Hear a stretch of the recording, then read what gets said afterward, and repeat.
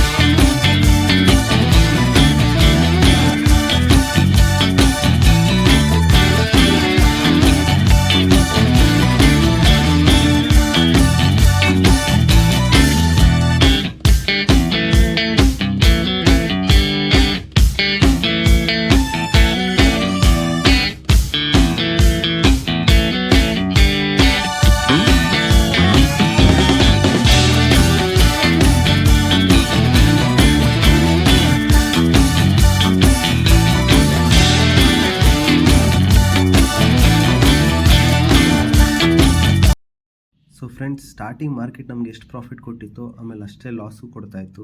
So ನಾನೇ ಅಂದ್ಕೊಂಡಿದ್ದೆ market ಸ್ವಲ್ಪ ರೀಟ್ರೇಸ್ಮೆಂಟ್ ಕೊಡೋಕ್ಕೆ ಹಿಂದೆ ಬರುತ್ತೆ, ಬಟ್ ಆಮೇಲೆ ತಿರ್ಗಾ ನಮಗೆ ಮೊಮೆಂಟಮ್ ಕೊಡುತ್ತೆ ಅಂತ. ಆದರೆ ಮಾರ್ಕೆಟ್ ನಿಧಾನಕ್ಕೆ ನಮ್ಮ ಲಾಸ್ ಜಾಸ್ತಿ ಮಾಡ್ತಾ ಹೋಗ್ತಾಯಿತ್ತು. ಸೊ ನಾನು ಅದಕ್ಕೆ ಅಲ್ಲೇ ಎಕ್ಸಿಟ್ ಆಗಿಬಿಟ್ಟೆ. ಸೊ ಫ್ರೆಂಡ್ಸ್, ಇವತ್ತು ನಮ್ಗೆ ಅರೌಂಡ್ 1,100 ಲಾಸ್ ಆಯಿತು.